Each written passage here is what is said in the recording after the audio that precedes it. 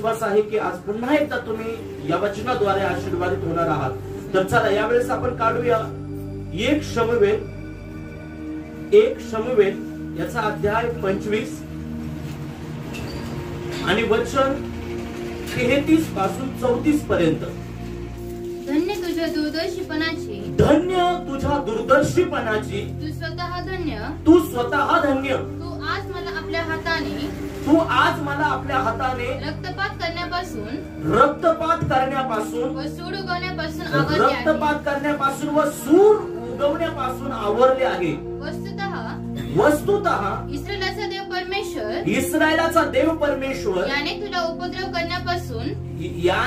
उपद्रव करण्यापासून मला आवरले आहे. त्याच्या जीविताची शपथ तू मला तातडीने भेटाव्यास आली नसती तर खरोखर सकाळ उजाडेपर्यंत नाबालाचा एकही पुरुष जिवंत राहिला नसता. कोण हे बोलत आहे, कुणाला हे बोलत आहे आणि इतक्या प्रखरतेने बोलण्याची काय गरज आहे? काय घडलं आहे त्यामाग? तर आपण जाणून घेऊया त्यामाग काय घडलं आहे. आता आपल्या सर्वांना माहिती आहे की दावीद हा शौलाच्या समयामध्ये, राजा शौलच्या समयामध्ये सेनापती म्हणून तो काम करत होता. त्याआधी त्याने गल्ल्याताचा वध केला आणि त्या वधाद्वारे राजाच्या मनामध्ये तो भरला.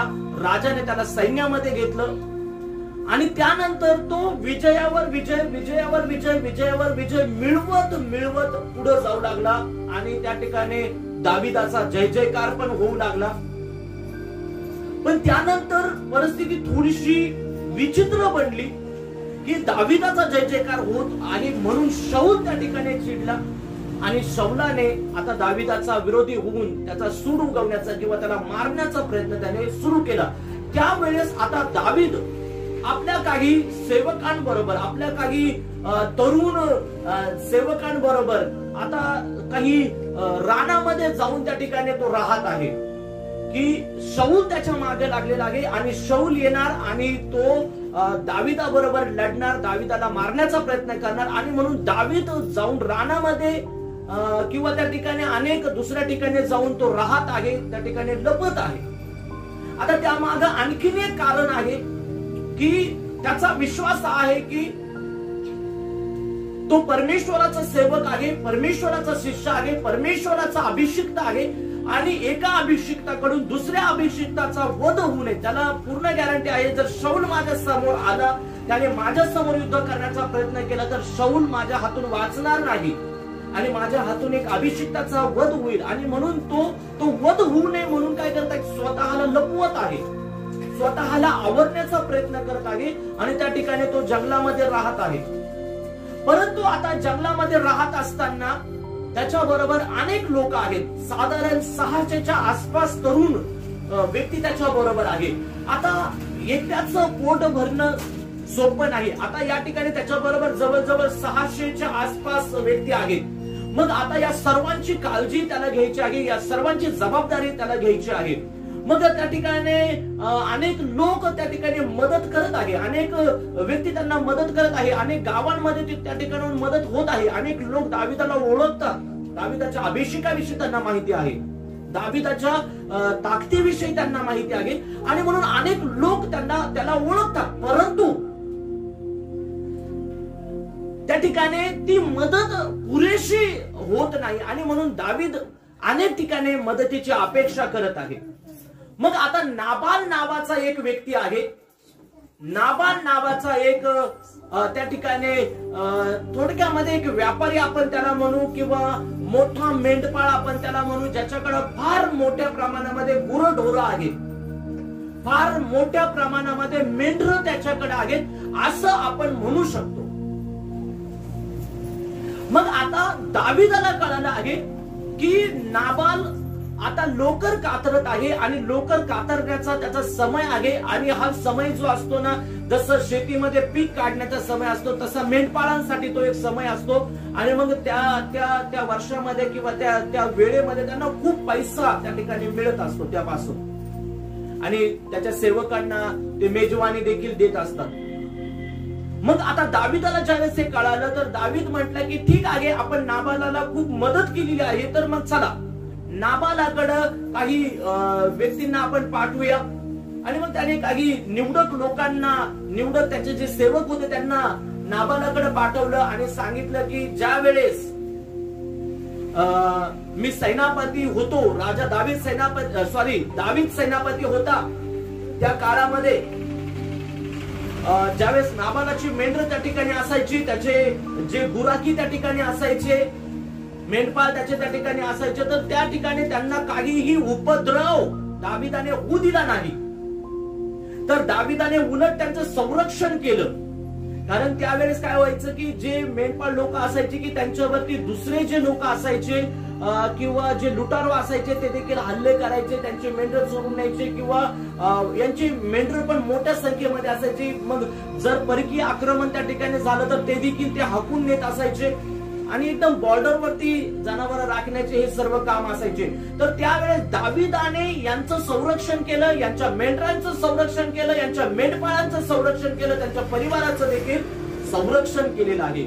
मग दावीद म्हणत आहे की आता अशा प्रकारची मदत आम्ही केलेली आहे, तर आता वेळ आहे की तुम्ही आता या आमच्या समयामध्ये आम्हाला मदत करावी. आणि दाविदाचे सेवक गेले आणि नाबाला बरोबर ते बोलू लागले. पण नाबाल त्या ठिकाणी काय म्हटला? नाबाल म्हटला की कोण दावीद? कुठला दावीद? म्हणजे थोडक्यात मी दाविदाला ओळखत नाही. तो म्हणतो हे सगळं माझं आहे, या सगळ्याचा मालक मी आहे आणि हे माझ्यासाठी, माझ्या लोकांसाठी आहे. दाविदाला देण्याचं काय कारण आहे? आणि मग तो त्याच्या बरोबर एक टोमणं पण मारतो. त्या काळात पण होते टोमणे मारत. यस, त्या ठिकाणी तो एक टोमणं पण त्या ठिकाणी मारतो आणि तो म्हणतो की असे अनेक सेवक जे आहेत ना आपल्या धन्याला सोडून, असे अनेक दास आहे आपल्या धन्याला सोडून जातात. म्हणजे त्या ठिकाणी त्याला म्हणायचं आहे की दावीद आपल्या धन्याला सोडून पळालेला व्यक्ती आहे. आणि त्या ठिकाणी एकदम विचित्र, अतिशय मन दुखवणारे, खिन्न करणारे असे उत्तर नाबाल दाविदाच्या लोकांजवळ पाठवतो. आणि दाविदाचे लोक अतिशय शांत पद्धतीने हे सगळं ऐकतात आणि वापस येतात. आता वापस आल्यावरती जसंचे तसे शब्द हे दाविदाला सांगतात. आणि मग दावीद काय करतो? जे सेवक आहेत त्या सेवकांना सांगतो की आता आपल्या आपल्या तलवारी कमरेला बांधा. आणि काही लोकांना त्या ठिकाणी तो थांबायला सांगतो सामानाजवळ, काही त्यांच्या वस्तू आहे वस्तूजवळ. आणि निवडक असे त्याचे योद्धे, निवडक असे त्याचे शूर वीर तो आपल्या बरोबर घेतो. स्वतःची तलवार कमरेला बांधतो आणि निघतो. कशासाठी माहितीये? नाबालाचा वध करण्यासाठी. नाबालाच्या या अधम जे त्याने उत्तर दिले आहे तर त्याचा सूड घेण्यासाठी दावीद आता निघालेला आहे. जसं दावीद इकडून निघतो तसंच त्या ठिकाणी जे दाविदाचे नाबालाचे जे सेवक असतात ते नाबालाच्या सेवकापैकी एकच सेवक जो असतो तो त्या नाबालाच्या पत्नीकडे जातो, जिचं नाव आहे अबिगैल. त्या अबिगैलकडे जातो आणि अबिगैलला म्हणतो, ज्या वेळेस दाविदाचे सेवक आपल्या धन्याकडे आले होते, भेटण्यासाठी आले होते, मी तिकडेच होतो, मी तिथंच होतो. आणि ते अतिशय नम्र पद्धतीने, एकदम लीन पद्धतीने, अतिशय सौम्य पद्धतीने आपल्या धन्याबरोबर बोलत होते. आणि जे काही त्यांनी सांगितलं ते बिलकुल खरं आहे. दावीद ज्यावेळेस सेनापती होता, ज्यावेळेस त्याच्याकडे अधिकार होते, त्यावेळेस त्याने खरोखर आपलं संरक्षण केलेलं आहे, आपली फार काळजी घेतलेली आहे. आपल्या गुराढोरांना, आपल्या परिवारांना त्याने काही होऊ दिलं नाही. तर त्याने खूप त्या ठिकाणी सहाय्य केलेलं आहे आणि तो एक चांगला व्यक्ती आहे. पण आपले जे धनी आहेत त्यांनी फार भयंकर आणि अधम प्रकारे उत्तर दिलेली आहेत. मग आता तुम्ही ठरवा काय करायचं. कारण दावीद काय आहे हे तुम्हाला माहिती आहे, दावीद काय आहे सगळ्यांना माहिती आहे. आणि इतकं झाल्यावरती दावीद आता शांत बसणार. तो सेवक त्या नाबालाच्या पत्नीला म्हणजे अबिगैलला सांगत आहे. आणि अबिगैलची एक खासियत आहे, अबिगैल दिसायला पण सुंदर आहे आणि दुसरी गोष्ट ती बुद्धिवान आहे, तिच्याकडे तरबेज बुद्धी आहे.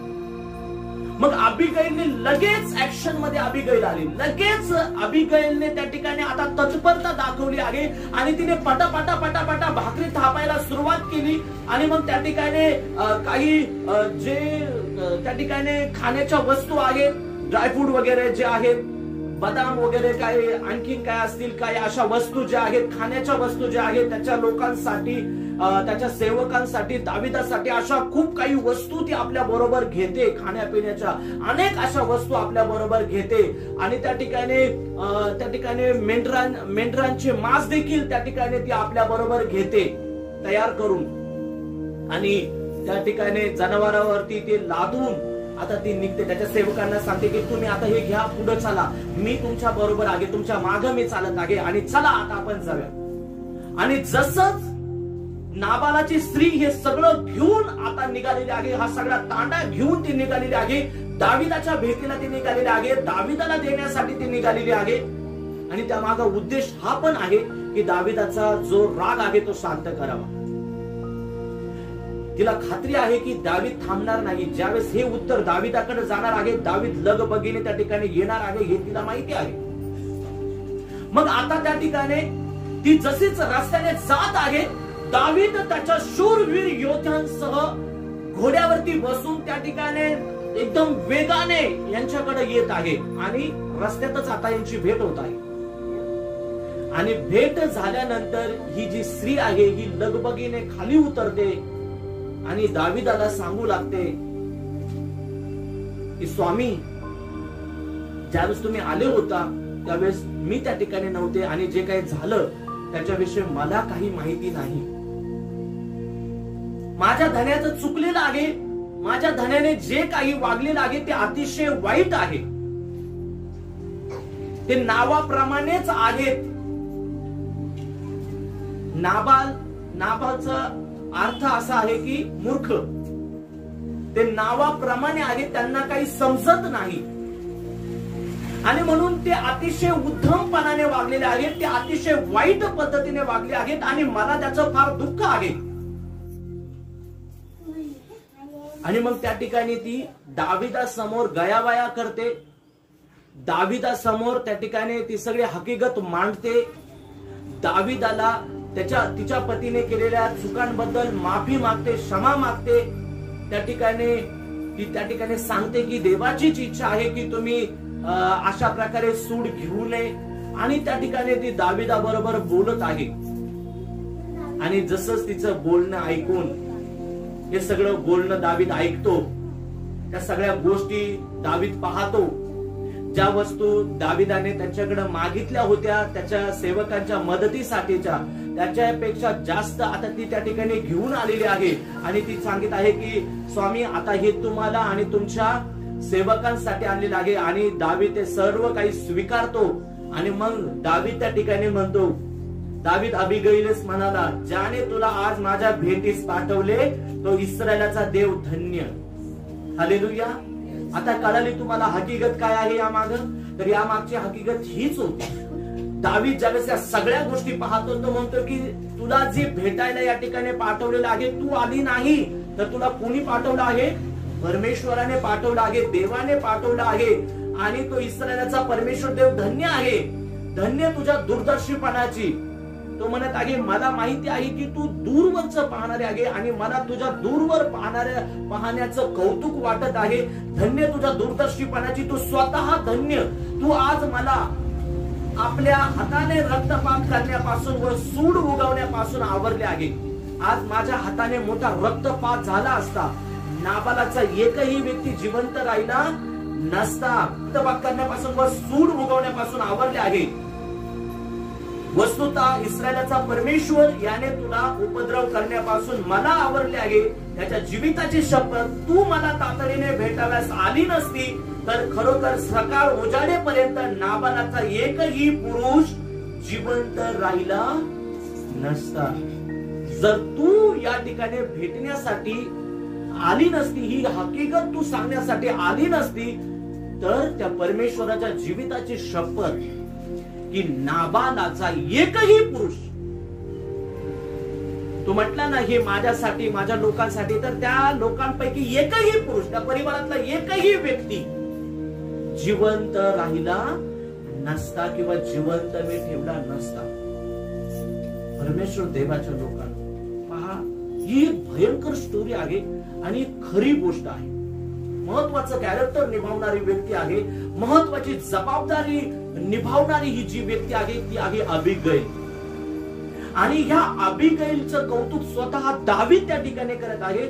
आणि दावीद त्या ठिकाणी म्हणत आहे की तू धन्य आहेस तुझ्या दूरदर्शीपणाविषयी. पुण्य म्हणत आहे, धन्य तुझ्या दूरदर्शीपणाची. का दावीद असं तिला म्हणाला?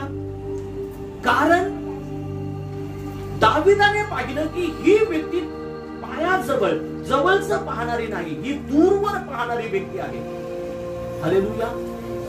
आता दूरवर काय घडणार होतं? म्हणजे नाबालाने काय पाडलं, आता सेवक आले ना, चल बोल आणि निघा सेवक आणलो. त्याला काय वाटलं? काहीच नाहीये. परंतु ज्या वेळेस या स्त्रीला कळालं, या स्त्रीने ओळखलं की आता नंतर काय होणार आहे. परमेश्वराच्या लोकांनो पहा, हिच्या दूरदर्शीपणामुळे, या स्त्रीच्या दूरदर्शीपणामुळे तिचा परिवार वाचला, तिचं कुटुंब वाचलं. आणि म्हणून स्त्रिया प्रत्येक परिवारासाठी खूप महत्वाच्या आहे. बायबलमध्ये पण लिहिलं आहे की सुज्ञ स्त्री आपल्या हाताने घर बांधते आणि मूर्ख स्त्री आपल्या हाताने ते पाडून टाकते. जर स्त्री मूर्ख असेल तर भरलेलं घर उद्ध्वस्त होऊ शकतं, आणि जर ती सुज्ञ असेल तर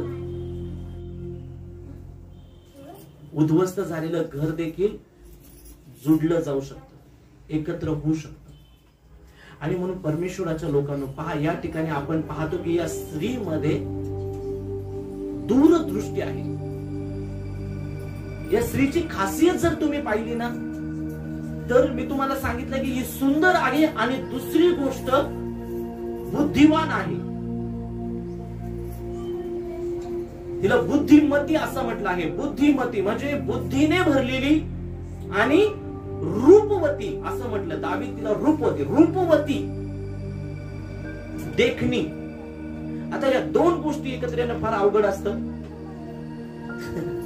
पण इथं आला आहे दोन्ही गोष्टी एकत्र आहे. हालेलुया. आता पहा, दूरदर्शी आपण का म्हणू शकतो? तर तिच्या पतीकडे आपण पाहूया. तिचा जो पती आहे नाबाल, या नाबालाला असं वाटलं की आता दावीद अधिकारी आहे का, आता दावीद सेनापती आहे का? नाही, तो एक लपणारा व्यक्ती आहे. तो स्वतःचा जीव लपवत आहे. त्याला स्वतःच संरक्षण करण्याची गरज आहे. दाविदाकडे आता अधिकार नाही. दावीद स्वतः लपत फिरत आहे. दाविदाला स्वतःचा जीव वाचवण्याची गरज आहे. मग दावीद माझं काय करणार? त्याच्याकडे आता कुठल्या प्रकारचा अधिकार नाही आणि म्हणून तो माझ्याकडे येऊ शकत नाही आणि मला त्रास देऊ शकत नाही. कोण विचार करतं? नाबाल विचार करतो.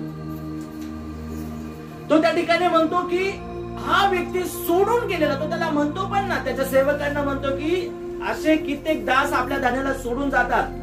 जोपर्यंत ते असतात तोपर्यंत त्यांना किंमत असते, पण एकदा का धान्याला सोडलं त्याला काही किंमत नाही. त्याला असं वाटतं की आता अधिकार गेला, सगळं गेलं. आणि मग तो काय करतो?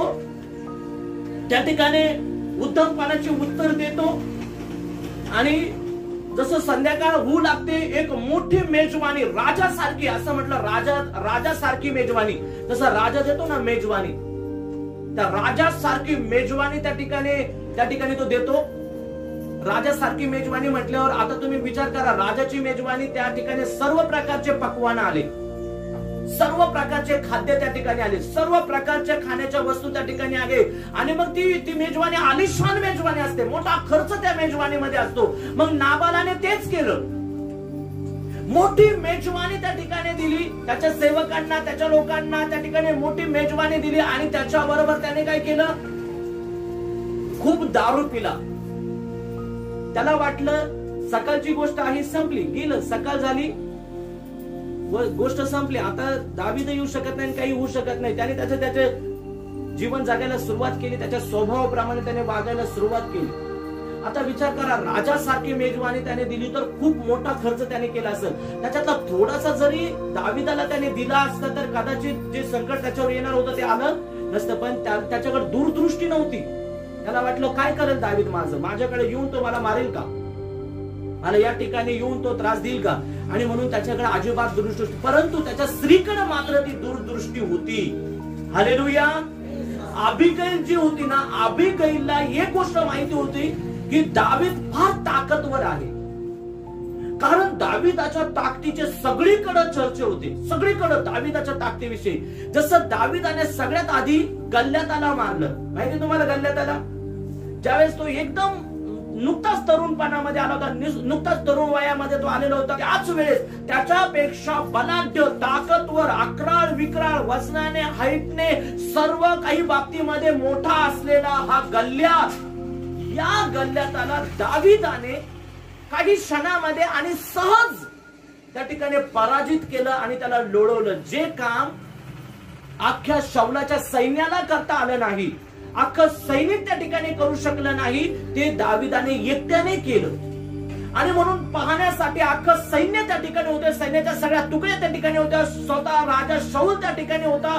आणि मग त्याची चर्चा पूर्ण इस्रायल भर झाली, पूर्ण जगभर त्याची चर्चा झाली, देशोदेशी त्याची चर्चा पसरली की एका व्यक्तीने अशा भयंकर अकराळ विकराळ व्यक्तीला मारलेला आहे, जो सगळ्यांना चॅलेंज करत होता, ज्याला हरवणं कोणाला शक्य नव्हतं, ज्याला मारणं कोणाला शक्य नव्हतं. दाविदाने सहज त्या व्यक्तीला मारला आहे, त्याचं मुंडकं धडापेक्षा वेगळं केलेलं आहे. तर परमेश्वराच्या लोकांना पहा, ही गोष्ट अबिगैलने ऐकलेली आहे. त्यानंतर जसं दावीद सैन्यामध्ये आला, सैनिकामध्ये त्याला जबाबदारी मिळाली, तो प्रत्येक ठिकाणी विजय मिळवत गेला, त्याच्या शत्रूवर तो यश मिळवत गेला. त्या ठिकाणी मोठे मोठे युद्ध त्याने जिंकले, त्या ठिकाणी मोठ्या मोठ्या राजांना त्याने पराजित केलं आणि प्रत्येक युद्धामध्ये तो यश घेऊन आला. आणि म्हणून जिकडं तिकडं दाविदाची कीर्ती होत होती.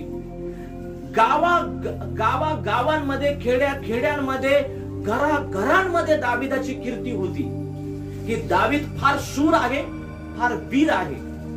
मग आता अबिगैलला पण माहिती होतं की दाविदासारखी ताकद कुणाकडं नाही. दावीद मोठ्या मोठ्या राजांना हरवणारा आहे, दावीद मोठ्या मोठ्या राजांना पराजित करणारा आहे. आणि म्हणून ही गोष्ट तिला माहिती होती. दुसरी गोष्ट, तिला हे पण माहिती होतं की दावीद काय करू शकतो. साधा एक व्यक्ती जो म्हटला की हे इस्रायलाचं सैन्य हे माझं काय करणार, आणि मग हे त्याच्या देवाची उपासना करतात, आणि मग तो देव काय करणार, आणि मग देवाच्या नावाने तो शिव्या शाप देऊ लागला गल्ल्यात.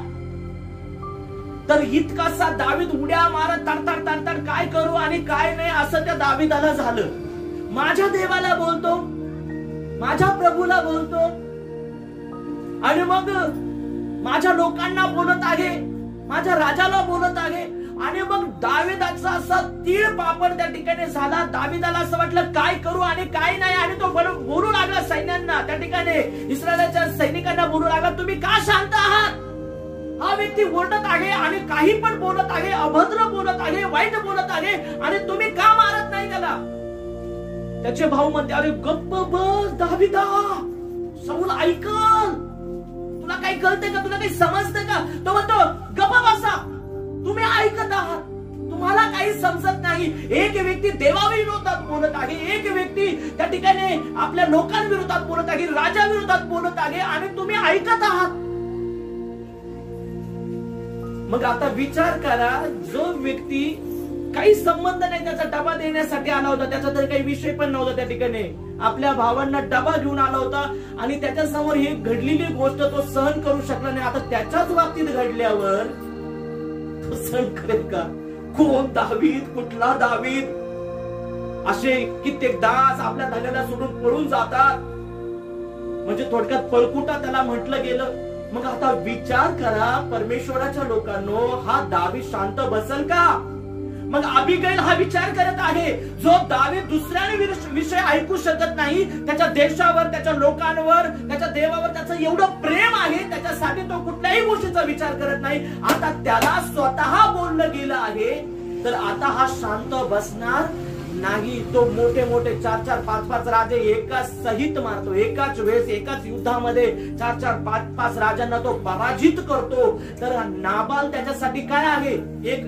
एक गडरिया, एक मेंढपाळ, एक छोटा व्यापारी.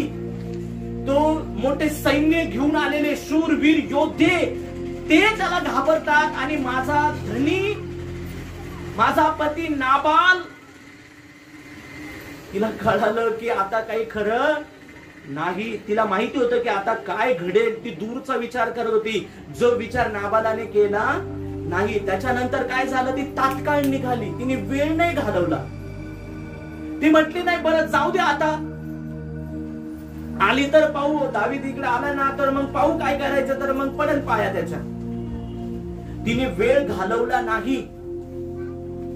जी संधी तिला मिळाली, जी वेळ तिच्याकडे होती, त्या वेळेमध्ये तात्काळ ती ऍक्शन मध्ये आली. तात्काळ तिने लगेच तयारी सुरुवात केली. परमेश्वराच्या लोकांना पहा, अनेक लोक असे आहेत की ते फार शेवटी तयारीला लागतात. कुठली गोष्ट करायची ना, एकदम शेवटी तयारीला लागतात. म्हणून मी आता सांगत होतो तुम्हाला की आता आपल्याला तयारी लगेच सुरुवात करायची आहे. प्रत्येक गोष्टीची सुरुवात आपल्याला करायला पाहिजे. प्रत्येक गोष्टीची तयारी करायला पाहिजे. ख्रिस्ताचं आगमन जवळ झालं आहे. आता तयारी नाही करणार तर मग कदाचित वेळ भेटणार नाही. आता या ठिकाणी पहा हिच्या दूरदर्शपणाची. हिने तात्काळ तयारी करायला सुरुवात केली. तिने लगेच भाकरी बनवायला सुरुवात केली, त्या ठिकाणी मांस बनवायला सुरुवात केली आणि त्या ठिकाणी ज्या इतर वस्तू आहे खाण्याच्या त्या गोळा करायला सुरुवात केल्या. जनावरांवरती लादण्याचं तिने सुरुवात केली. सेवकांना आपल्या बरोबर घेऊन तात्काळ ती ऍक्शन मध्ये आली. तिने अजिबात वेळ घालवला नाही. का? कारण तिला माहिती होतं की कोणत्याही वेळेत आता दावीद इथं येऊन पोहोचेल. ती दूरचा विचार करत होती. Hallelujah, hallelujah.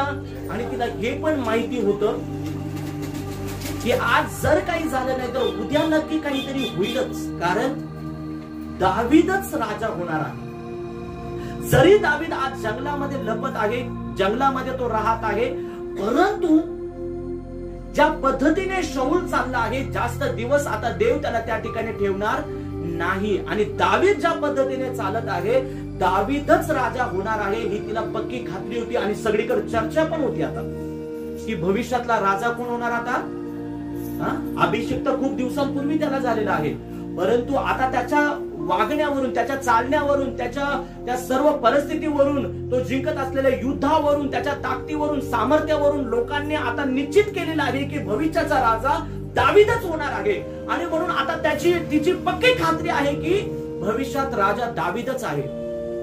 माझा सेवक म्हटला कोण दावीद कोण काय, परंतु हाच उद्या काय होणार आहे, राजा पण होणार आहे. आणि म्हणून तिने लगेच त्या ठिकाणी लगबग केलेली आहे. आणि म्हणून आपण तिला म्हणतो दूरदर्शी व्यक्ती, दूरदर्शी, दूरचा विचार करणारी. परमेश्वराच्या लोकांना आज तुम्ही म्हणत असाल की जाऊ दे आज माझ्याकडे वेळ नाही, आज मी प्रार्थना करत नाही. ध्यानात ठेवा, तुमचा आजचा गेलेला 1 सेकंद, तुमच्या आजचा गेलेला 1 मिनिट तुमच्या जीवनामध्ये फार मोठं लॉस करू शकतो. आजच गरज आहे की आम्ही स्वतःची तयारी केली पाहिजे. आजपासून आम्ही प्रार्थनेमध्ये वाढलं पाहिजे. आजपासून आम्ही प्रार्थनेला लागलं पाहिजे. आजपासून आम्ही आध्यात्मिकतेमध्ये स्वतःला वाढवण्याचा प्रयत्न केला पाहिजे. आजपासून आम्ही तयारीला लागलं पाहिजे. प्रत्येक गोष्टीची तयारी आहे ना उद्यापासून नाही, आजपासून करायला सुरुवात केली पाहिजे. आणि जो व्यक्ती तात्काळ सुरुवात करण्याला महत्व देतो तो आपल्या जीवनामध्ये यशस्वी होतो. जो म्हणतो ना उद्या, तो आळशी, एक नंबरचा आळशी. आणि त्याच्याकडून उद्या काय, परवा पण नाही, कधीच नाही, काहीच नाही होऊ शकत. तो काहीच नाही करू शकत त्याच्या जीवनामध्ये.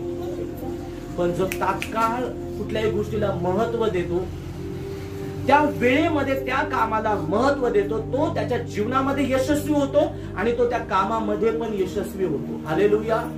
या नाबालाचा स्वभाव जर आपण पाहिला तर तो विपरीत दिसतो. जसं अबिगैलचा स्वभाव आहे, अबिगैलच्या स्वभावाच्या विपरीत नाबालाचा स्वभाव आहे. नाबाल धूर्त व्यक्ती आहे, स्वार्थाने भरलेला व्यक्ती आहे, स्वार्थी विचार करणारा व्यक्ती आहे, धूर्त विचार करणारा व्यक्ती आहे, धूर्त जीवन जगणारा व्यक्ती आहे. तुम्ही पहा, ज्या वेळेस दावीद ज्यावेळेस सेनापती होता, ज्यावेळेस सेनापती होता त्यावेळेस हा जो नाबाल आहे, हा नाबाल त्या ठिकाणी अतिशय नम्र होऊन आपले जनावर राखत होता. त्या ठिकाणी दावीदाला स्वामी स्वामी स्वामी म्हणत होता. स्वामी, तुम्ही आहात तर आमचे मेंढर आहे, तुम्ही आहात तर आमचे लोक आहेत, तुमच्यामुळे आमचं संरक्षण होत आहे. नाहीतर शत्रूंनी आमच्यावर हल्ला केला असता, नाहीतर शत्रूंनी आम्हाला त्रास दिला असता, आमचे मेंढर पळवले असते, आमच्या लोकांना मारलं असतं, आमच्यावर हल्ला झाला असता, परंतु तुम्ही आमचं संरक्षण करत आहे. आणि मग त्या ठिकाणी काय केलं, ज्या वेळेस दावीद अधिकारामध्ये होता, दावीदाकडे ज्यावेळेस अधिकार होता त्यावेळेस हा त्या ठिकाणी दावीदाच्या समोर कसा झाला, लीन झाला. आणि आता त्याचा उद्धमपणा पुढे येत आहे. तो काय म्हणत आहे, कोण दावीद? असे कित्येक दास आपल्या धन्याला सोडून पळून जातात, कोण दावीद? आणि एक दिवस असं होता की तो दावीदाच्या समोर लोटांगण घेत होता, दावीदाला स्वामी स्वामी तो म्हणत होता, दावीदासमोर गोड गोड तो बोलत होता, लीन नम्र होऊन तो त्या ठिकाणी राहत होता, अतिशय गरीब बनून पोटात घुसून दावीदाच्या तो राहत होता. आपलं आणि आपल्या परिवाराचं, आपल्या मेंढरांचं संरक्षण दावीदाकडून करून घेत होता. त्याला माहिती होतं की दावीद आहे तर मी या ठिकाणी सुरक्षित राहणार आहे. पण आता दावीदाकडे अधिकार नाहीये, आता दावीद त्या ठिकाणी सेनापती नाहीये. मग आता लगेच तो आपल्या ओरिजिनल रूपामध्ये आला. कोण दावीद? कुठला दावीद? आणि याच्या आधी नम्र लीन होऊन तो राहत होता. परमेश्वराच्या लोकांनो, हा धूर्त स्वभाव आहे. दावीदाने त्याचं संरक्षण केलं, त्याला लुटलं नाही. त्यावेळेस तो घेऊ शकत होता, त्याचे मेंढर उचलून घेऊन जाऊ शकत होता, त्याचं सगळं घेऊन जाऊ शकत होता. पण दावीदाने त्यावेळेस त्याच्या एकाही मेंढराला हात लावला नाही, त्याच्या एकाही व्यक्तीला हात लावला नाही, उलट संरक्षण केलं. जर दावीदाला घ्यायचंच असतं तर दावीदाने त्यावेळेस घेतलं असतं. परंतु आता दावीदाची गरज आहे म्हणून दावीद त्याच्याकडे मागणी करत आहे. परंतु आता हा त्याचा स्वार्थी स्वभाव जो आहे नाबालाचा, तो पुढे येत आहे आणि तो स्वतःच हित पाहत आहे आणि त्याने दावीदाला थोडी देखील मदत केली नाही. परमेश्वराच्या लोकांना जे काही आम्हाला परमेश्वर देव देतो ते यासाठी देतो की आमची गरज पूर्ण व्हावी, आणि जर कुणी लाचार आहे तर त्याला देखील आम्ही मदत करावी. हालेलुया. आणि म्हणून आम्ही जाणून घेऊया येशूचा स्वभाव, आम्ही समजून घेऊया येशूचा स्वभाव. येशू ख्रिस्ताने काय केला? त्यांनी प्रत्येक वेळेस ती गोष्ट केली आहे. ज्यावेळेस एखादा भुकेला त्याला दिसल्यानंतर त्या भुकेल्यांना त्यांनी अन्न दिला, त्यांनी त्यांचे रोग तर बरे केले, त्यांच्या अडचणी तर सोडवल्या. परंतु ज्यावेळेस ते भुकेले लोक त्याच्या समोर आले ना, तर 5-5 हजार लोकांना त्याने पंक्तीने बसवलं आणि त्यांना भोजन चाललं. हालेलुया. गरजवंतांची गरज त्या ठिकाणी त्यांनी पूर्ण केली. म्हणून बायबलमध्ये लिहिलं आहे की मी भुकेला होतो त्यावेळेस तुम्ही मला खायला दिलं नाही, मी ताणलेलो होतो त्यावेळेस तुम्ही मला प्यायला दिलं नाही, मी उघडा होतो त्यावेळेस तुम्ही मला घालायला कपडे दिले नाही. म्हणजेच काय, येशू म्हणत आहे ज्यावेळेस तुम्ही एखाद्या गरीबाला मदत करता त्यावेळेस ती मदत मला केल्यासारखी आहे. हालेलुया. आणि म्हणून परमेश्वराच्या लोकांनो, या ठिकाणी आता मदतीची वेळ आली, दावीदाला मदत करण्याची वेळ आली, तर नाबालाने माघार घेतलेला आहे. का? कारण तो स्वार्थाने भरलेला व्यक्ती आहे. काही लोक असे आहेत की त्यांना त्यांच्या स्वार्थाच्या पलीकडे दुसरं काहीच दिसत नाही. स्वतःला त्यांनी अतिशय विचित्र बनवून घेतलेला आहे. जाणून बुजून काही लोक विचित्र झाले आहेत, स्वतःला त्यांनी विचित्र बनवून घेतलेलं आहे. कशावरून पण चिडचिड करत राहतात. तुम्ही पहा, एक गोष्ट नोट करा. आज तुमच्या अवतीभोवतीची परिस्थिती पहा. एक गोष्ट प्रखरतेने काम करत आहे आणि ती आहे चिडचिड, जी एक काळामध्ये एवढ्या भयंकर पद्धतीमध्ये नव्हती. आज प्रत्येक घरामध्ये किरकिर चालते, कुरकुर चालते, छोट्या छोट्या गोष्टीवरून चिडणं चालतं, चिडचिड चालते, कुरकुर चालते, किरकिर चालते, छोट्या छोट्या गोष्टीवरून. पण एक काळ असा होता की फार घरातले लोक एकमेकांसंग प्रेमाने बोलत होते, घरातले लोक एकमेकांसंग जिव्हाळ्याने बोलत होते. परंतु आज तो जिव्हाळा दिसत नाही, आज ते प्रेम दिसत नाही. घरामध्ये कुणी पण कोणावर चिडत आहे. आज लहान पाहत नाही, मोठं पाहत नाही, कोणाला काही समजत नाही, कोण लहान आणि कोण मोठा. लहान मोठ्यावर चिडतो, मोठा कोणावरच चिडतो. सगळं चिडाचिड चालू आहे.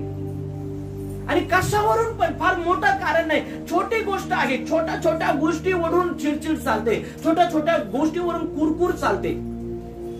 याच्या आधी जर पाण्याचा ग्लास जर सांडला तर घरातले लोक म्हणायचे जाऊ दे सांडला असं लेकराकडून. पण आता जर सांडला तर अक्कल नाही का, कळत नाही का, पाहता येत नाही का, लक्ष देता येत नाही का. हे घडतंय आता सध्या. नाबालाने स्वतःला तसंच केलेलं आहे, विचित्र बनवलेलं आहे. त्याचा स्वभाव विचित्र बनलेला आहे, स्वार्थी, लबाड आणि धूर्त असा त्याचा स्वभाव बनलेला आहे. आणि जो स्वभाव आता त्याच्यासाठी मोठं संकट घेऊन येत आहे. म्हणजेच आमचे स्वभाव आमच्यावरती संकट घेऊन येतात. आम्ही म्हणतो देवाने आणलं संकट. देव कशाला संकट आणलं तुमच्यावरती? तुम्ही त्याचे लेकरं आहात. परमेश्वर संकट सोडवणार आहे, संकटातून दूर करणार आहे. तुमच्या जीवनातले, आमच्या जीवनातले वादळ तो शांत करणारा परमेश्वर आहे. आता तुम्ही अबिगैलकडे जर पाहिलं तर अबिगैल मध्ये आणखीन एक महत्वाचा स्वभाव आहे, आणि तो स्वभाव आहे धार्मिकता, धार्मिक वृत्ती, धार्मिक जीवन. आणि ज्या घरामध्ये धार्मिक स्त्रिया आहेत ना, ते घर आशीर्वादाने भरलेलं घर असणार. ज्याही घरामध्ये धार्मिक स्त्रिया, देवाचं भय बाळगणाऱ्या स्त्रिया,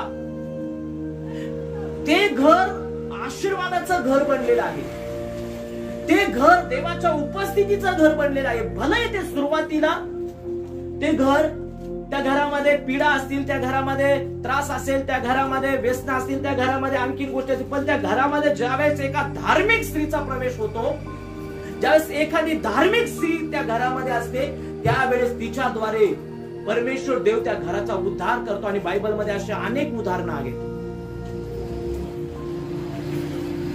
आहेत का? हॅलो, आहेत का? धार्मिक स्त्रियांद्वारे. आता इथंच पहा, अबिगैल मुळे तिचा पती वाचला. Praise the Lord. मरिया धार्मिक स्वभावाची व्यक्ती होती का? बरोबर आहे काय? अलिशिबा धार्मिक स्वभावाची स्त्री होती. Praise the Lord. आणि मग आपण पाहतो की अनेक अशा स्त्रिया जुन्या करारामध्ये आहेत. सारा असतील, त्या ठिकाणी एस्तेर, रूथ, आणखी तुम्ही नावं घ्या, खूप नावं सापडतील. हालेलुया. मागच्या वेळेस मी तुम्हाला धार्मिक स्त्रिया यांच्याविषयीचं शिक्षण दिलं होतं. पवित्र शास्त्रामध्ये असलेल्या जवळजवळ 34-35 धार्मिक स्त्रियांविषयी आपण शिकवलं होतं चर्चमध्ये. तर त्या स्त्रियांमुळे त्यांच्या घराचे उद्धार झाले, त्यांच्या परिवाराचे उद्धार झाले. ज्यावेळेस एक स्त्री बदलली, तिच्यामुळं गावच्या गाव बदलले, असे पण उदाहरणं आहेत. जसं शमरोनी स्त्री, तिने येशूच्या सहवासात थोडा वेळ तिथं त्या याकोबाच्या विहिरीवरती थोडा वेळ बातचीत झाली आणि तिने ओळखलं की हा प्रभू आहे. तिचं जीवन तिथं बदललं आणि ती गेली आणि अख्ख्या गावाला जाऊन सांगितलं. अख्खं गाव, शमरोन अख्खं बदललं. यस. दुर्गस, आणखी अशा अनेक स्त्रिया आहेत ज्यांच्यामुळे त्यांचे परिवार आशीर्वादित झाले. आणि म्हणून बहिणींनो, काळजी घ्या. तुमचे परिवारात तुमचे मुलं, तुमच्या परिवारामध्ये तुमचे पती, तुमचे भाऊ असतील, ते व्यसन करत असतील, ते वाईट वागत असतील, त्यांचं वागणं हे देवाच्या विरोधात असेल, तर देवाने त्यांच्यासाठी तुम्हाला उभा केला आहे. तुम्ही त्यांच्यासाठी प्रार्थना करा. तुम्ही त्यांच्यासाठी देवाकडे रतबदली करा.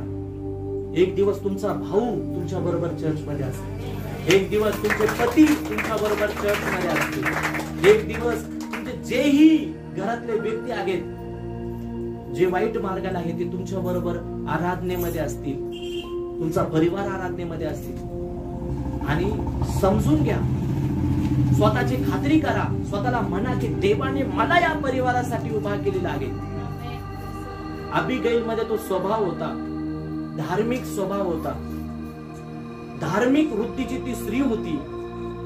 तिला देवाच्या शब्दावर विश्वास होता. हालेलुया. अबिगैल जी होती ती धार्मिक वृत्तीची व्यक्ती होती. आणि धार्मिक व्यक्ती म्हणजे देवावरती अवलंबून राहणारी व्यक्ती, देवाच्या शब्दावर विश्वास करणारी व्यक्ती. जग काही पण म्हणू द्या, जगाने काहीही म्हणू द्या, जगाचे कमेंट्स काही पण असू द्या, काही सांगू द्या की असं घडल तुझ्या जीवनात, तसं घडल तुझ्या जीवनात, हे घडल तुझ्या जीवनात, ते घडल तुझ्या जीवनात, जगाने काहीही म्हणू द्या, ती जगावर नाही, ती देवावर विश्वास करेल. हालेलुया. ही असते खरी धार्मिक व्यक्ती. देवाच्या शब्दावर जिचा विश्वास आहे. परमेश्वर देव बोलला आहे, देव बोलला आहे, परमेश्वर बोलला आहे, ते परमेश्वर खरं केल्याशिवाय राहणार. तो असतो धार्मिक व्यक्ती. आपण पाहतो शिमोन जो म्हटला की मला परमेश्वराने सांगितलं आहे की जोपर्यंत तू उद्धारकर्त्याला, तारणकर्त्याला, येशूला तुझ्या डोळ्याने पाहणार नाही तोपर्यंत तू या जगातून जाणार, तू मरणार नाही. आणि त्याचा विश्वास होता, मी मरणार नाही तोपर्यंत, जोपर्यंत मी येशूला पाहत नाही. आणि वर्ष तो पाहत होता. आणि मग एक दिवस असा आला की येशू ख्रिस्त ज्यावेळेस त्याचं समर्पण करण्यासाठी त्याच्या आई वडिलांनी त्याला मंदिरामध्ये आणलं, ज्यावेळेस तो अजून छोटा आहे, त्याचं समर्पण करण्यासाठी आणलं, त्यावेळेस तो म्हटला यस, देवाने त्याचा शब्द पूर्ण केला आहे. आता देव त्याच्या सेवकाला शांतीने जाऊ देत आहे. परमेश्वराच्या लोकांनी देव त्याचा शब्द खरा करतो हा आमचा विश्वास असला पाहिजे. जे लोक म्हणतील नाही मी करणार तरच पोट भरणार, मी करणार तरच घर चालणार, तर मग तुमचा देवावर विश्वास नाही. तुम्ही म्हणणार ना परमेश्वराने मला सांगितलं आहे, परमेश्वर माझी काळजी घेण्यासाठी समर्थ आहे, परमेश्वर देव माझ्या परिवाराला चालवण्यासाठी समर्थ आहे, परमेश्वर माझ्या परिवाराचा रक्षक आहे, परमेश्वर देव माझ्या परिवाराचा सहारा आहे. तुम्ही मोठ्या मोठ्या संकटाला पार करून जाणार का? कारण तुमच्यासाठी त्यावेळेस देव धावून येईल. त्यावेळेस त्या वादळामध्ये परमेश्वर तुमच्या बरोबर राहणार, त्या संकटामध्ये तुमचा राजा तुमच्या संगती असणार आहे. हालेलुया. अबिगैलचा विश्वास होता. त्या ठिकाणी वाचूया 25वा अध्याय, 1 शमूएल 25वा अध्याय वचन 30. आपणाविषयी जे काही परमेश्वराने म्हटले आहे, आपणाविषयी परमेश्वराने, ती दाविदाला म्हणत आहे, हे स्वामी, तुमच्याविषयी जे काही देवाने सांगितलं आहे त्याचनुसार माझ्या स्वामीचे कल्याण करून, माझ्या स्वामीचे कल्याण करून आपल्याला परमेश्वराने इस्रायलाचा अधिपती नेमल्यावर, आपल्याला परमेश्वराने इस्रायलाचा अधिपती नेमल्यावर आपण विनाकारण रक्तपात केल्यास, बस आता पुढे ती म्हणत आहे की तुम्ही रक्तपात तुम्ही करू नका किंवा तुम्हाला तसं वाईट वाटू नये. परंतु आता त्या मागचा उद्देश, त्या मागे काय आहे, आता ती जशी सुरुवात करत आहे ती काय म्हणत आहे की परमेश्वराने शब्द दिलेला आहे, परमेश्वराचा शब्द आहे, परमेश्वराने सांगितलेला आहे की देव तुम्हाला अधिपती करणार आहे. म्हणजे तुम्ही काय होणार आहात? राजा होणार आहात. तिचा कोणावर विश्वास आहे? त्या देवाच्या शब्दावर विश्वास आहे, त्या प्रॉफेसीवर विश्वास आहे, त्या भविष्यवाणीवर विश्वास आहे की एक दिवस दावीद इस्रायलाचा राजा होणार आहे. दावीदाला परमेश्वर देव राजा करणार आहे. मला सांगायचं हे आहे की तिचा विश्वास कोणावर आहे? देवाच्या, परमेश्वराच्या शब्दावर आहे. आता त्या ठिकाणी आणखीन एक वचन आहे, 23 वचन वाचूया त्या ठिकाणी. 28 वचन, 25 अध्याय 28 वचन. आपल्या ह्या दासीचा अपराध क्षमा करा, आपल्या या दासीचा अपराध क्षमा करा, कारण परमेश्वर खरोखर माझ्या स्वामींचे घराने कायमचे बसवेल. परमेश्वर खरोखर माझ्या स्वामीचे घराने खरोखर बसवेल. म्हणजे तुम्ही स्थिर होणार आहे, तुमचं घराणं स्थिर होणार आहे, तुमचं घराणं देव स्थापित करणार आहे. आज तुमचं घराणं स्थिर नाही, आज तुम्ही जंगलामध्ये हिंडत आहात, आज तुम्ही जंगलामध्ये लपावा लागत आहे, पण एक दिवस असा येणार आहे की परमेश्वर देव तुम्हाला राजगादीवर बसवणार आहे. तुमचं घराणं परमेश्वर स्थिर करणार आहे. पुढं कारण माझ्या स्वामी परमेश्वराच्या लढाया लढत आहे. माझा स्वामी कोणासाठी लढत आहे? ही लढाई परमेश्वराची लढाई आहे. त्यांनी त्या ठिकाणी आता तो राजा पण होणार आहे ना. तो राजा कशासाठी होणार आहे? परमेश्वराच्या लोकांचा सांभाळ करण्यासाठी, देवाच्या मेंढरांचं रक्षण करण्यासाठी, त्या ठिकाणी त्यांची काळजी घेण्यासाठी देव त्याला राजा करणार आहे. आणि म्हणून ती म्हणत आहे की माझा स्वामी जो आहे तो परमेश्वराच्या लढाया लढत आहे. आपल्या सर्व आयुष्यभर आपल्या ठाई कसलेही अनिष्ट आढळावायचे नाही. आपल्या ठाई आयुष्यभर कसलेही अनिष्ट आढळावायचे नाही. कारण या लढाया देवाच्या लढाया आहे. या लढाया परमेश्वर, म्हणजे ती धार्मिक वृत्तीची व्यक्ती होती. परमेश्वराच्या शब्दावर, परमेश्वराच्या कामावरती तिला विश्वास होता. आणि म्हणून ती जे काही दाविदाची काळजी घेणं ना, ती एक सेवेचा भाग समजत होती. त्या ठिकाणी दावीद देवासाठी लढत आहे, देवाच्या गौरवासाठी लढत आहे. मग आता दाविदाला जर भूक लागलेली आहे तर दाविदाला भाकर देण्याचं काम माझं आहे. मग दाविदाचे जे सैनिक आहेत, दाविदाचे जे त्याचे जे योद्धे आहेत, त्या योद्ध्यांची काळजी घेण्याची जबाबदारी माझी आहे. कारण दावीद स्वतःसाठी नाही लढत आहे, तो परमेश्वरासाठी लढत आहे. हालेलुया. आणि म्हणून मला गरज आहे, माझं ते कर्तव्य आहे देवाच्या कामामध्ये सहकार्य करणं. आणि म्हणून त्या ठिकाणी ती भोजन घेऊन गेलेली आहे. अनेक अशा खाद्य सामुग्री त्या ठिकाणी ती घेऊन गेलेली आहे. कारण ती या कामाला दैवी काम समजत आहे, परमेश्वराचं काम समजत आहे. ती धार्मिक वृत्तीची व्यक्ती होती. Hallelujah, hallelujah. आणि म्हणूनच ती धार्मिक वृत्तीची व्यक्ती होती. म्हणूनच तिने काय केलं की जो नाबाल आहे त्या नाबालाचा नाश करण्यापासून दाविदाला आवरलं. असं म्हटलंय की नाबाल हा कालेबाच्या घराण्यातला असून तो कसा होता? हा जो नाबाल होता हा मूर्ख स्वभावाचा व्यक्ती होता. त्या ठिकाणी एक वचन पहा, नाबालाविषयी आहे. 3 वचन वाचूया, 25. त्याचे नाव नाबाल असे होते व त्याच्या स्त्रीचे नाव अबिगैल असे होते. ती स्त्री बुद्धिमती व रूपवती होती, परंतु तो पुरुष कठोर व वाईट. तो पुरुष कसा होता? कठोर व वाईट चालीचा होता. कठोर आणि वाईट चालीचा. मग आता याची चालच वाईट होती आणि हा कसा होता? कठोर होता. म्हणजे पत्नीला कसं वागवत असेल? पत्नीने काय म्हणायला पाहिजे? मला लय त्रास आहे याचा, मारून टाका याला. परंतु त्या ठिकाणी पुढं तो कालेब वंशातला होता. तर परमेश्वराच्या लोकांना आता कालेब त्याच्यावरती आणखीन वेळ जाईल आपल्याला सांगायला. परंतु आता आपण तिथंच लक्ष केंद्रित करूया की तो कठोर वृत्तीचा होता, अतिशय भयंकर आणि विचित्र स्वभावाचा हा व्यक्ती होता नाबाल. परंतु तरीही एक सुज्ञ स्त्री आहे ना, एक सुज्ञ स्त्री, एक धार्मिक स्त्री. तिचा पती कसाही असला तर ती त्याच्या अधीन राहते. कारण देवाचं वचन आहे, देवाची आज्ञा आहे आणि ती हमेशा आयुष्यभर त्याचं हित पाहत राहते. आणि म्हणून ती दाविदाकडे त्या ठिकाणी क्षमा मागत आहे. आणि धार्मिक माणसाचा एक स्वभाव आहे सगळ्यात महत्वाचा,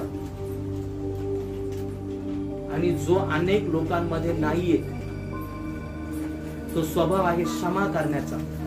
त्या ठिकाणी पहा, दाविदाने त्या ठिकाणी वाचूया 32 पासून 35 पर्यंत वचन. दावीद अबगैलीस म्हणाला, ज्याने तुला आज माझ्या भेटीस पाठवले, तू इस्रायलाचा देव परमेश्वर धन्य. धन्य तुझ्या दूरदर्शीपणाची, तू स्वतः धन्य. तू आज मला आपल्या हाताने रक्तपात करण्यापासून व सूड उगवण्यापासून आवरले आहे. वस्तुतः इस्रायलाचा देव परमेश्वर याने तुला उपद्रव करण्यापासून मला आवडले आहे. त्याच्या जीविताची शपथ, तू मला तातडीने भेटाव्यास आली नसतीस तर खरोखर सकाळ उजाडीपर्यंत नाबालाचा एक पुरुषही जिवंत राहिला नसता. नंतर तिने जे काही आणले होते त्याचा स्वीकार करून दावीद त्याला म्हणाला, आपल्या घरी सुखाने जा. आता आपल्या घरी सुखाने जा. पहा, मी तुझा शब्द ऐकला आहे. मी तुझा शब्द ऐकला आहे व तुझी विनंती मान्य केली आहे. Praise the Lord. पहा, त्या ठिकाणी तिने त्याने तो शब्द मांडला आणि तिची विनंती मान्य केली आणि नाबालाच्या त्या अपराधाबद्दल त्याला काय केली? क्षमा केली. अबिगैलच्या स्वभावावरून त्या ठिकाणी त्याने क्षमा करून टाकली. परमेश्वराच्या लोकांनो ध्यानात ठेवा, त्याला राग आला असेल, त्याच्या मनामध्ये क्रोध आला असेल, त्या ठिकाणी त्याला खूप वाईट वाटलं असेल, परंतु जसंच त्याची पत्नी त्या ठिकाणी आली आहे आणि तिने त्या ठिकाणी क्षमा मागितलेली आहे, दाविदाने वेळ घालवला नाही, क्षमा करून टाकलेली आहे. जर परमेश्वराच्या लोकांनो आम्हाला आशीर्वादित व्हायचं आहे, जर आम्हाला आमचा अभिषेक टिकवायचा आहे, अभिषेकामध्ये वाढायचं आहे, तर आम्ही क्षमा करायला शिकलंच पाहिजे. जर आम्ही क्षमा नाही करणार ना तर आमचा अभिषेक राहणार नाही. आम्ही जर क्षमा करणारी व्यक्ती राहणार नाही ना तर आम्ही अभिषेकामध्ये वाढणार पण नाही. आम्ही शैतानाच्या हाताची कटपुतली बनणार आहोत. आणि म्हणून देवाच्या लोकांनो आम्ही शिकूया देवापासून. त्या ठिकाणी परमेश्वराच्या लोकांनो ध्यानात ठेवा की तुम्ही जर परमेश्वराच्या बाजूने लढत आहात, तुम्ही जर परमेश्वराच्या बरोबर चालत आहात, तुम्ही जर परमेश्वराच्या हातात स्वतःला दिलेलं आहे, तुमची जबाबदारी परमेश्वराची जबाबदारी आहे. काय वाटतं तुम्हाला? बरोबर आहे का? तुमची जबाबदारी परमेश्वराची जबाबदारी आहे. मग जर तुम्ही देवाची संतान आहात, तुम्ही जर देवाचे लेकरू आहात, तर तुमचा शत्रू तो देवाचा शत्रू आहे. जो तुमचा वैरी तो देवाचा वैरी आहे, कारण तुम्ही देवाचे आहात. मग ती जबाबदारी परमेश्वराची जबाबदारी आहे. ध्यानात ठेवा, स्वतः लढत बसू नका, वाद घालत बसू नका. शैतान आज गरजणाऱ्या सिंहाप्रमाणे कोणाला गिळावं, कोणाला खावं हे शोधत फिरत आहे आणि तो जाळ टाकत आहे. आम्हाला त्या जाळ्यामध्ये अडकवण्याचा प्रयत्न करत आहे. मग तो कोणाला पण घेऊन येतो, आमच्या विरोधामध्ये उभा करतो, आम्हाला पण क्रोध निर्माण करतो आणि आम्ही त्याच्याबरोबर युद्ध करत बसतो, आम्ही वाद घालत बसतो, आम्ही भांडण करत बसतो आणि आमचं जीवन त्या भांडण किरकिरीमध्ये जातं आणि आमचं लक्ष देवापासून वेगळं होऊन जातं, डायव्हर्ट होऊन जातं. आमचं ध्यान देवापासून ढळतं आणि शैतानाला तेच पाहिजे आहे. बायबलमध्ये असं लिहिलं आहे की तुम्ही तुमच्या शत्रूला क्षमा करा. ज्यावेळेस तुम्ही क्षमा करता त्यावेळेस देवाच्या क्रोधाच्या वाटा तुम्ही मोकळ्या करता. जो जसा वागला आहे ना त्याला देव त्याचं फळ देणार आहे. किती लोकांचा विश्वास आहे? फळ देणारा देव आहे, प्रतिफळ देणारा परमेश्वर आहे. विश्वास आहे तुमचा? जर विश्वास आहे तर मग देवावर सोपवा ना. तुम्ही का लढत बसता? त्या ठिकाणी काय झालं? 10 दिवसांनीच एक घटना घडली. वाचूया त्या ठिकाणी 38-29 वचन. नंतर 10 दिवसांनी परमेश्वराकडून नाबालास असा तडाखा मिळाला की तो मृत्यू पावला. नाबालाच्या मृत्यूचे वृत्त ऐकून दावीद असं म्हणाला, नाबालाच्या हातून माझी अप्रतिष्ठा झाली, त्याने माझा अपमान केला. तिची दात कोणी घेतली? परमेश्वराने घेतली. तिची दात ज्याने घेतली आणि आपल्या दासाला घात करण्यापासून आवरले. म्हणजे स्वतः मला त्याने लढू दिले नाही तर देवाने सूड घेतला आहे, लढण्यापासून घातपात करण्यापासून आवरले. तो परमेश्वर धन्य. परमेश्वराने नाबालाचे दुष्कृत्य त्याच्या शिरी उलटवले. त्याच्या शिरी त्याच्याच माती त्याने त्याचा अपराध मारलेला आहे परमेश्वराने. आता पहा, या ठिकाणी दावीदाला देवाने निवडलेला आहे, परमेश्वराने त्याला अभिषेक दिलेला आहे आणि म्हणून परमेश्वराने त्याची जबाबदारी घेतलेली आहे. परमेश्वराने त्याच्या अप्रतिष्ठेचा बदला त्या ठिकाणी घेतलेला आहे. परमेश्वराने त्याच्या अप्रतिष्ठेचा जाब त्या ठिकाणी नाबालाकडून घेतला आणि नाबालाचा अपराध नाबालाच्या माथ्यावरती मारलेला आहे. आणि म्हणून देवाच्या लोकांना ध्यानात ठेवा, जो तुमचा विरोधी आहे तो देवाचा विरोधी आहे असं आम्ही धरून चाललं पाहिजे. असं आम्ही समजून चाललं पाहिजे. आम्ही वाद घालत बसायचं नाही, आम्हाला किरकिर आणि भांडण करण्यामध्ये वेळ घालवायचा नाही. तर ध्यानात ठेवा, परमेश्वराच्या लोकांना आम्ही दूरदृष्टी स्वतःमध्ये ठेवूया आणि आम्ही परमेश्वराच्या इच्छेप्रमाणे जगणारे, धार्मिक जीवन जगणारे व्यक्ती बनवूया. आम्ही आमच्या परिवारासाठी उभा राहूया. आम्ही अधिक स्वतःला प्रार्थनेमध्ये वाढवूया आणि निश्चित परमेश्वर देव आमच्या बरोबर राहणार आहे. आमच्यामध्ये आणखीन एक गोष्टीची गरज आहे जी आमच्या जीवनामध्ये आशीर्वाद घेऊन येते, ती आहे क्षमा करण्याचा स्वभाव आहे, जो आम्हाला लीन आणि नम्र बनवतो आणि देवाच्या सहवासामध्ये टिकवून ठेवतो. आणि म्हणून जगाचे विचार करू नका, जगातल्या गोष्टींचा विचार करू नका, ते परमेश्वराच्या हातामध्ये सोपवा. देव बाप तुम्हाला अधिक आशीर्वादित करणार आहे. परमेश्वर करो वाचलं वचन झालेला संदेश आम्हा सर्वांना समजण्यासाठी देव बाप सहाय्य करू. याद्वारे परमेश्वर देव आम्हा सर्वांना आशीर्वादित करू. आमेन. Praise the lord. बोला येशू मसीह की, बोला येशू मसीह की, बोला येशू मसीह की.